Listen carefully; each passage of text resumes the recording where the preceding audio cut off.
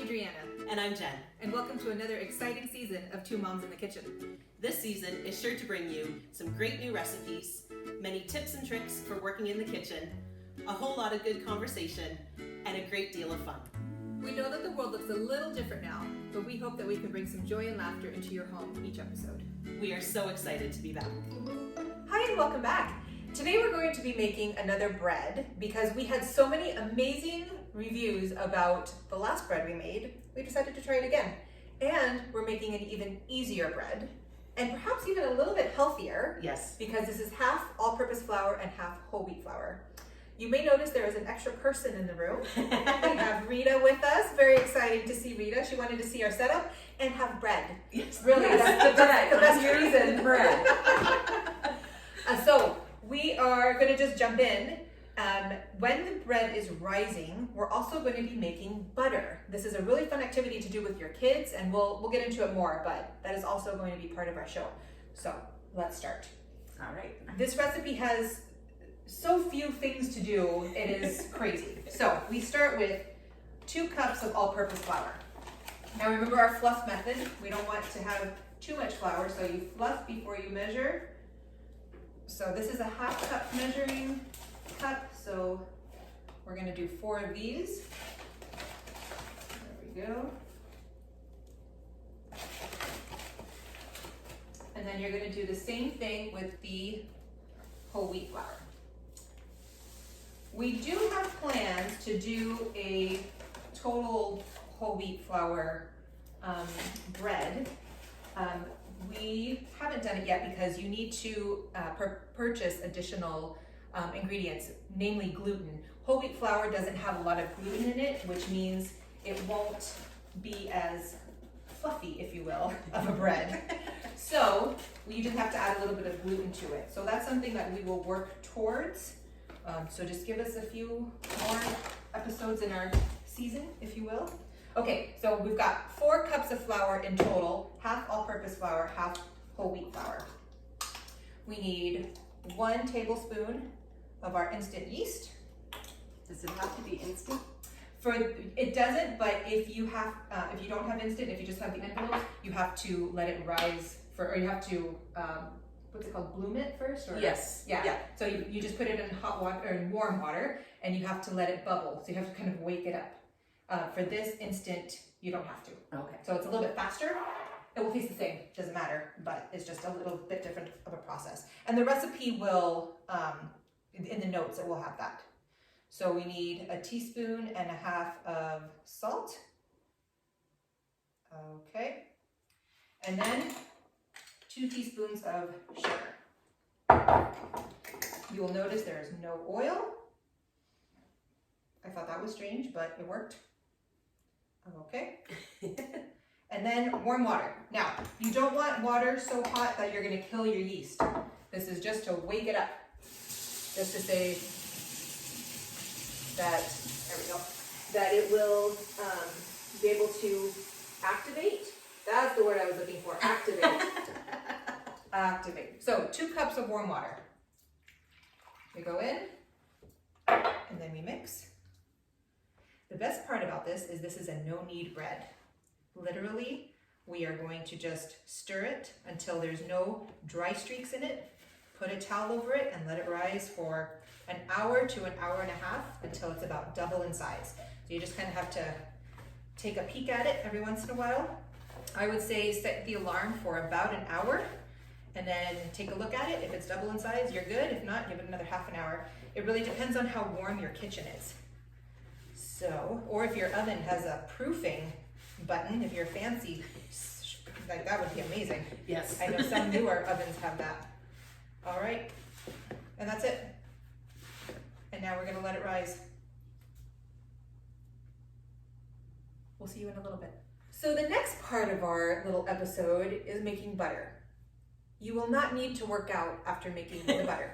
It's all right here. Okay. So get a big jar.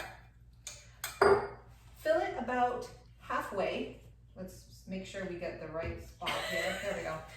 Fill it up halfway with the highest fat content of cream that you can find in the grocery store. This is 35% fat whipping cream. I just look for the orange container. There you I go. know that that's the heaviest. That's it, right? I don't read labels anymore. I just look for color. All right. So we want it to be about halfway because you want to give room for the butter to form. I would like to make a salted butter. Is everybody good with the salted butter? Salt. There we go. So no measuring, just kind of, that looks good. Few shakes. Few shakes, right? And we are literally just going to shake, put it on really tight. You want the cream to basically be able to slam against the top and the bottom of the jar. So, For 11 minutes, this is what we're doing. So, at about the 3-minute mark, we will check it, Okay. just to make sure everything's looking good. And at that point, it will be whipping cream. You can also make whipping cream this way. Yes. There you go. Never do. Yep. With whipping cream, you would want to add a little bit of sugar to it, some icing sugar, Yes. to get it sweet. But here we are, making butter. So we're all going to take turns, and when we're done, we'll show you how to form the butter so that it will be delicious. We'll be right back.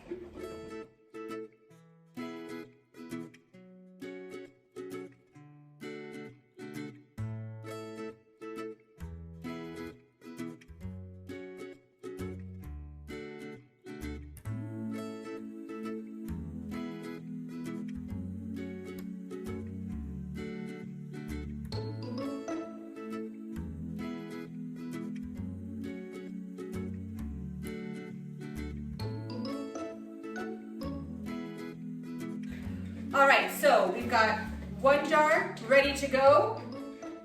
What we're gonna do is we're gonna strain out the buttermilk. Now, you can certainly keep the buttermilk, and that's what we're gonna do. So we've got a bowl, a strainer.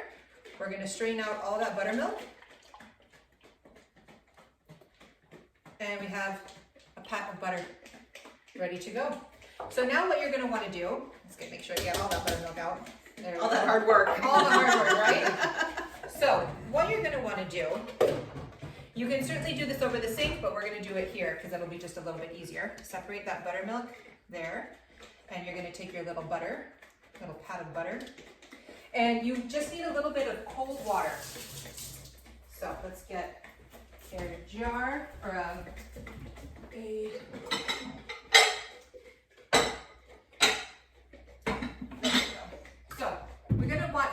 water, because this is how you're cleaning your butter of all the rest of the buttermilk, because it's not going to taste very good in the butter.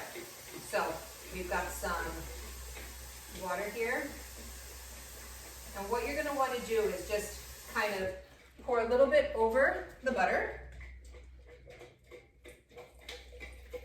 There we go. Take the butter, kind of go through the water and form. Okay, and then dump this water because that has buttermilk in it. You're going to do it again until the water comes out clear. It's not going to take very long, like it's already way clearer than it was before. And then form the butter again. There we go. Yep, clean. All right, I think we just need one more time and it will be good to go. This is a little bit messy, but worth it in the end. Okay. Yep, it's clear. So we are good to go. Form it.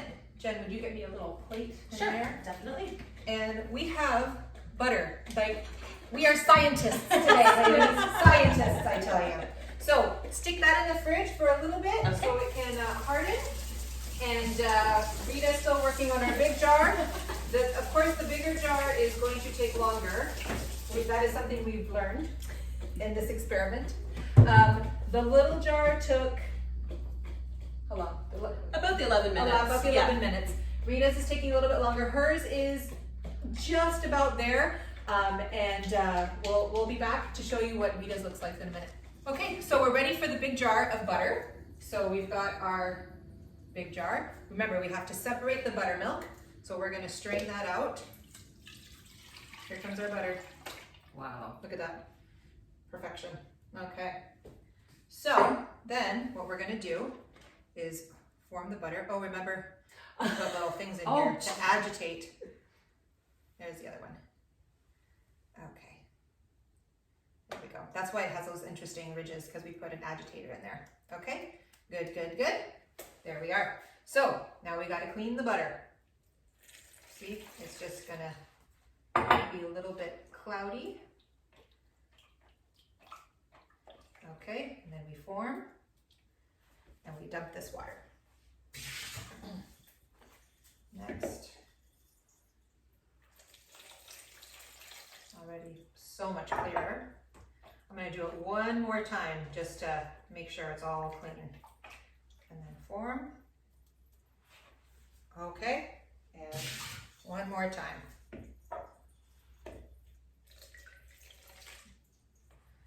And clean it. Okay, perfectly clear. And we have our next ball of butter. Wow. Okay, so we are back with our bread. It has been rising for about an hour and a half. Looks delicious. Now, what we're gonna do now is get our spatula from before. Just dry it off, you'll be fine. Okay, and we're just going to be pulling it away from the bowl. Kind of what you might be doing if we were kneading it, kind of that punching down that we're looking for. There you go. Kind of put it into a little bit of a ball, okay? And I forgot to grab the cooking spray. What you're gonna do is you're going to put it in a aluminum tin. Now, this recipe, if you wanted to put it into a loaf pan, absolutely put it into a loaf pan. But we have found that a round bread tends to be a little bit prettier, a little bit fancier if you're gonna be giving it for a gift. So you're going to be spraying a aluminum or a loaf pan, or you could do a glass pan, a pie pan, that'd be fine too. But if you do use aluminum or metal, it gets a little bit crispier on the bottom. So a little trick right there. Okay, put a little bit of spray on your hands because it is gonna be sticky, okay? What you're gonna do is pull it over, kind of fold it in so the seam is all the bottom, and put it in your pan. We're gonna give it a 15-minute rise and then stick it in a 475 oven. So we'll be back when we're ready for that. So our dough is ready. So what we're gonna do is we're gonna pop this into the oven. The oven is at 475 for about 15 minutes. At the 15-minute mark, you're gonna drop it down to 375. Now the recipe says for an additional 15 to 20 minutes. I found that it actually needs about 25 to 30 minutes, and that could just be my oven, it could be our elevation, whatever the case may be. If you're very, very concerned about it, you can always probe the bread with a temperature probe. It has to be 190 in the middle, so just as an FYI. But I find 25 to 30 minutes at the 375 mark, you'll be good to go. So let's pop this in, and then we'll see how it looks when it's all done. Okay, so our bread is all done. Let's check it out. Oh, it's perfect, perfect, perfect. You'll see, look at that bread. Now, what you're gonna wanna do is put it on a wire rack until it is cool completely. You can go ahead and remove it. It's gonna be really, really hot, but you can just lift it up. It's not sticky in any way, so you can just lift that. Perfect. Put it on a wire rack until it's cooled completely, and you have this amazing, delicious bread. I hope you enjoyed this episode. Please don't forget to subscribe to our video and like this video. Thanks.